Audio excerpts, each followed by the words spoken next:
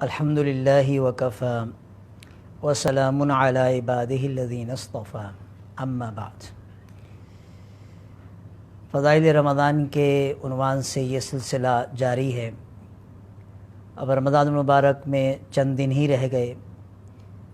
اور اس سلسلے کا مقصد یہی ہے کہ رمضان المبارک جو ایک بڑا زبردست مہینہ ہے اور اللہ تعالیٰ کی طرف سے ان بندوں کے لیے ایک نعمت ہے، ایک بیش بہا نعمت ہے۔ اس لیے جب اتنی زبردست نعمت ہے اور ایک زبردست مہمان جو ہے، تو اس مہمان کا استقبال، اور پھر وہ مہمان ایک مہینے کے لیے ہے تو اس کا اکرام، تو اس لیے مہمان بڑا زبردست ہے، اس کا اکرام بھی کرنا ہے، اور اللہ تعالیٰ کی طرف سے ایک انعام بھی ہے، اس انعامات کو بھی سمیٹنا ہے، تو اس لیے اس کی تیاری کرنا یہ بہت ضروری ہے۔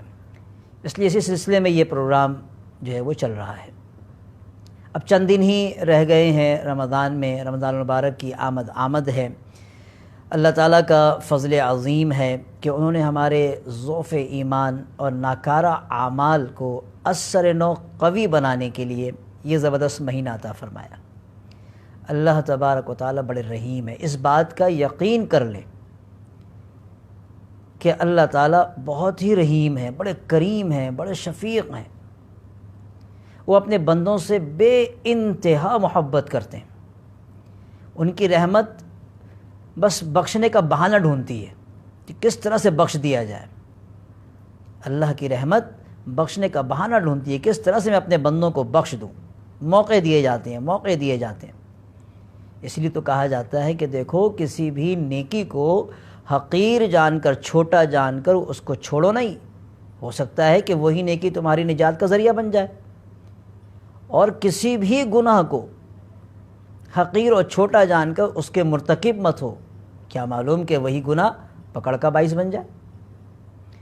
حدیث میں ایک عورت کا واقعہ لکھا کہ ایک فاحشہ عورت تھی، چلی جا رہی تھی اور راستے میں اس کو پیاس لگی، کنواں نظر آیا، اس نے کنویں سے پانی نکالا اور پیا، اور کچھ آگے چلی، ایک کتا نظر آیا اس کو، اور زبان نکالا ہوا تھا کتا، جس سے اس نے اندازہ لگا لیا کہ یہ پیاسا ہے۔ واپس آئی، پھر پانی نکالا اور اس کتے کو پلایا۔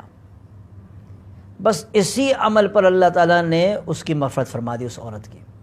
کہ تم نے میری ایک بے زبان مخلوق کے ساتھ کتنا اچھا برتاؤ کیا۔ اسی طرح سے ایک حدیث میں ایک واقعہ ایک عورت کا اس طرح بھی ذکر کیا کہ اس نے ایک بلی پالی اور اس کو باندھ کر رکھتی تھی، کھانے کو نہیں دیتی تھی، کھولتی بھی نہیں تھی کہ وہ باہر چلی جائے کھا لے، یہاں تک کہ وہ بلی مر گئی۔ اسی بات کے اوپر اس عورت کی پکڑ ہو گئی۔ اور بہت سارے ایسے واقعات ہیں کہ ایک نیکی پر کام بن گیا اور ایک برائی پر ہی پکڑ آ گئی۔ تو اللہ تعالیٰ کی رحمت تو ایسی ہے کہ جوش مارتی ہے اور وہ بہانے ڈھونڈتی ہے کہ کس طرح سے بخش دیا جائے، کہ بندہ کوئی ایسا کام کرے جس سے اللہ راضی ہو جائے اور جو ہے وہ کام بن جائے۔ اللہ تعالیٰ بڑے رحیم ہے۔ حدیث میں ذکر کیا گیا ہے کہ آپ صلی اللہ علیہ وسلم نے فرمایا کہ اللہ تبارک و تعالیٰ نے رحمت کے 100 حصے بنائے، ایک حصہ زمین پہ اتار دیا اور 99 حصے اپنے پاس رکھ لیے۔ تو ایک حصہ جو زمین پہ اتارا، تو جو لوگ آپس میں مخلوق ایک دوسرے کے اوپر شفقت کرتے ہیں، رحم کا معاملہ کرتے ہیں، ایک دوسرے کا خیال رکھتے ہیں، بھوکوں کو کھلاتے ہیں، پیاسوں کو پلاتے ہیں، اسی طرح سے اور دوسری طرح سے خیال رکھتے ہیں، مدد کرتے ہیں، یہاں تک کہ ایک گھوڑی بھی اپنے بچے کے اوپر سے شفقت سے پیر ہٹا لیتی ہے شفقت کی وجہ سے۔ تو یہ ساری جو شفقتیں اور رحمتیں جو دنیا میں نظر آتی ہیں، یہ اس ایک حصے رحمت کا اثر ہے۔ تو اندازہ کریں کہ 99 حصہ جو اللہ کے پاس ہے وہ کسی زبردست رحمت ہوگی۔ تو اللہ تعالیٰ کی رحمت تو بہانہ ڈھونڈتی ہے بخشنے کا۔ تو یہی اللہ تعالیٰ کی محبت اپنے بندوں کے ساتھ، اسی محبت کی وجہ سے اللہ تعالیٰ نے یہ مہینہ رمضان مبارک کا عطا فرمایا کہ 11 مہینے میرے بندوں نے اپنے اوپر میل کچیل مر لی، گناہوں کی ناپاک ہی کر لیا اپنے کو، چلو ایک مہینہ ان کو دے دیا جائے تاکہ پاک و صاف ہو کر ہم سے قریب ہو جائیں، تعلق ہمارے ساتھ مضبوط ہو جائے۔ رمضان کے اندر بھوکا پیاسا رکھانا مقصد نہیں ہے، مقصد تقویٰ ہے کہ تقویٰ حاصل ہو جائے، اللہ تعالیٰ کے ساتھ ایک قرب، ایک تعلق جڑ جائے، یہ مقصد ہے۔ روزے تو ہم رکھ رہے ہیں، زمانے سے رکھ رہے ہیں، بچپن سے لوگ روزے رکھتے تھے، عمر بڑھ جاتی ہے، لیکن جس طرح کے رکھنے چاہیے، جس کا سے پہلے بھی ذکر ہوا، ویسے نہیں ہو پا رہے۔ اور یہ پروگرام کا سلسلہ جو چل رہا ہے، یہ بھی مقصد یہی ہے کہ جو تقوی مقصد ہے روزے کا، وہ مقصد حاصل ہو جائے تو بس کام ہی بن گیا، پھر تو کام ہی بن گیا کہ ایسا زبردست مہینہ جس میں نیکیوں کی بہار ہے، بازار لگا ہوا ہے، اور بار بار اعلان ہو رہا ہے کہ آ جاؤ، بخشوا لو، اپنے آپ کو بخشوا لو، بار بار اعلان ہو رہا ہے۔ پہلا عشرہ رحمت، دوسرا عشرہ مغفرت، پھر تیسرے عشرے کے اندر جو ہے وہ جہنم سے نجات کا پروانہ بھی مل رہا ہے، نجات کا پروانہ بھی مل رہا ہے تیسرے عشرے کے اندر، پھر اعتکاف بھی رکھ دیا گیا۔ اللہ تبارک و تعالی اگر چاہتے تو وہ ویسے ہی کہتے کہ تم توبہ کرو اور خوب گڑگڑاتے رہو، توبہ کرتے رہو، میری مرضی میں معاف کرو نہ کرو، یا روزے دیتے تو 3-4 مہینے کے دے دیتے، یا پھر اس طرح ہوتا کہ پورے 24 گھنٹے آدمی روزے سے رہتا، یا 1 گھنٹے کا افطار رکھا جاتا،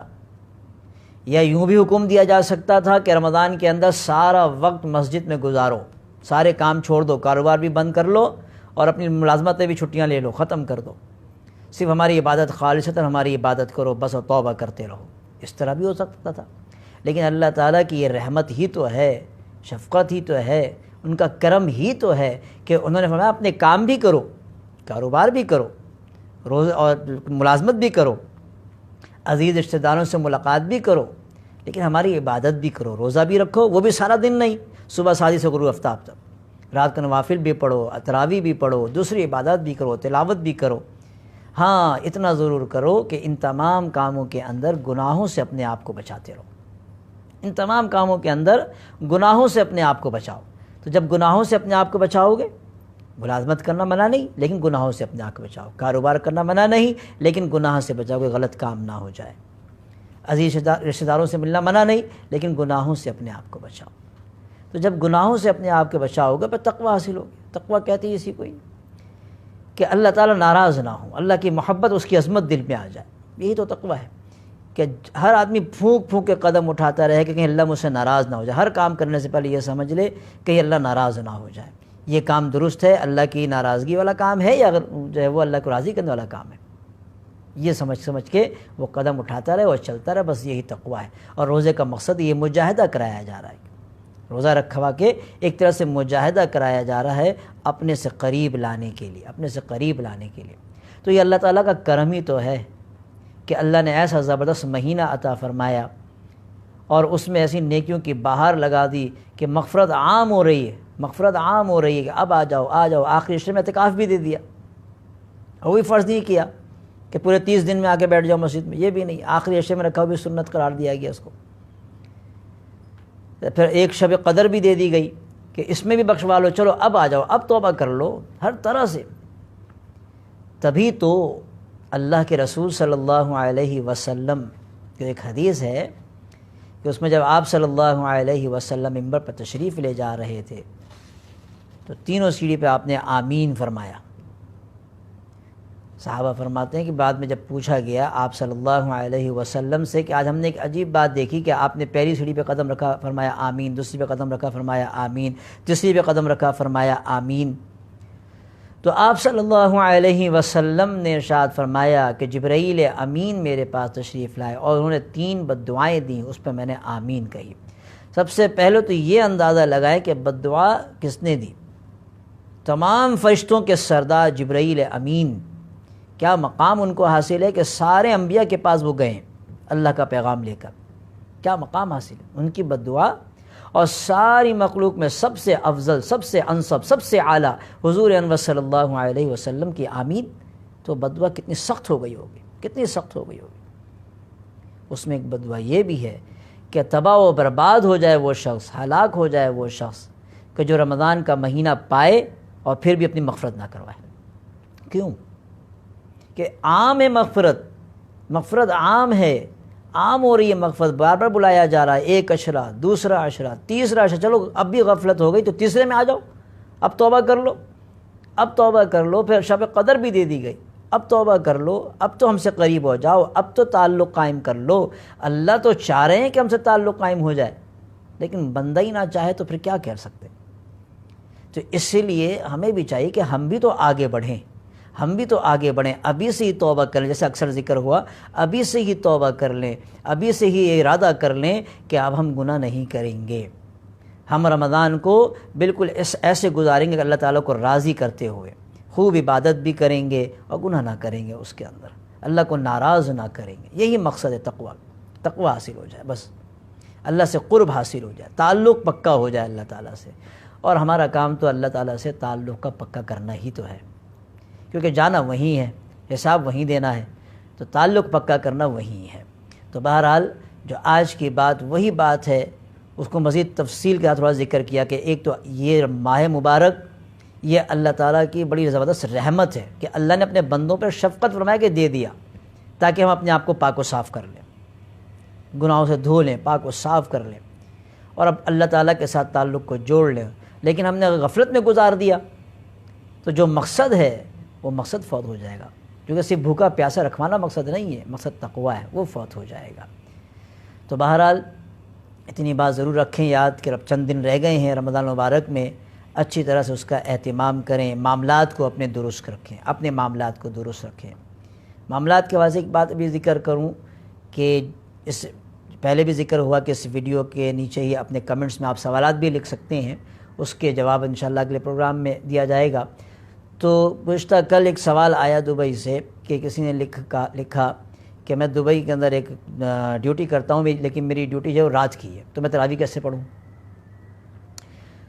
تو اس کا جواب صرف اتنا ہی صحیح ہے کہ اگر تراویح کا جو وقت ہے وہ عشاء کی نماز کے جو وقت ہوتا ہے وہاں سے، جو عشاء کا جو وقت ہوتا ہے وہاں سے جو ہے وہ صبح صادق تک کا وقت ہوتا ہے تراویح کا، اگر اس دوران جب بھی وقت مل جائے اس کو تراویح ادا کرنے کا، تو وہ انفرادی طور پر اپنے طور پر بھی 20 رکعت تراویح پڑھ سکتے ہیں، جو صورتیں یاد ہوں، تھوڑی سی بھی یاد ہو ان کو بار بار ریپیٹ کر لیں اور جس کو صورت پڑھ لیا جائے، ایسے بھی پڑھ سکتے ہیں۔ اگر وقت نہیں مل رہا، تھوڑا سا وقت مل رہا ہے، تو اس طرح سے بھی تراویح جو ہے وہ ادا کر لیا جائے تاکہ تراویح ادا ہو جائے، سحری کے وقت مل جائے وقت، جب بھی وقت مل جائے اس طرح ادا کر لیا جائے۔ اور بالکل ہی وقت نہیں مل رہا، ایسی ڈیوٹی لگی ہوئی ہے اور اجازت بھی نہیں ہے افسران کی طرف سے، تو ظاہر ہے پھر تو اس پہ کوئی گناہ نہ ہوگا، تو اللہ تعالیٰ سے بھی توبہ استغفار کرتا رہے اور دل کے اندر تھوڑے سے جو ہے وہ رہے، افسوس تو رہے کہ اتنی بڑی عبادت جو ہے مجھ سے چھوٹ گئی، لیکن انشاءاللہ امید ہے کہ پکڑ نہ ہوگی، کیونکہ اس کے اوپر جو ہے وہ لازم نہ ہوا، کیونکہ افسران کی طرف سے اجازت نہ تھی۔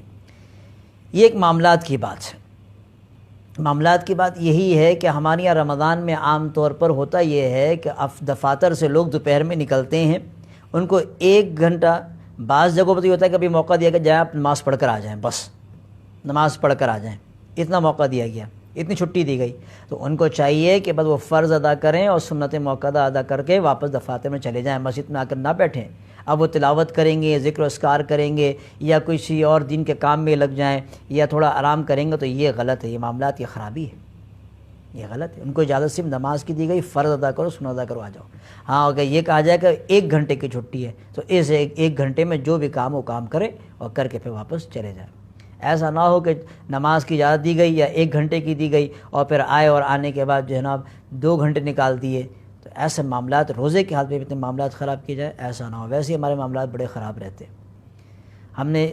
دین صرف ایک عبادت کو سمجھ لیا ہے، عبادت بھی ہے، معاملات بھی ہیں، اخلاقیات بھی ہیں، سب چیزیں ہیں۔ اپنے معاملات کو درست رکھنا چاہیے، روزے کے اندر بھی اپنے معاملات کو درست رکھیں۔ اللہ تعالی ہم سب کو اچھی توفیق عطا فرمائے، رمضان مبارک عطا فرمائے اور اس کے قدر کرنے کی توفیق عطا فرمائے۔ وآخر دعوانا ان الحمد للہ رب العالمین۔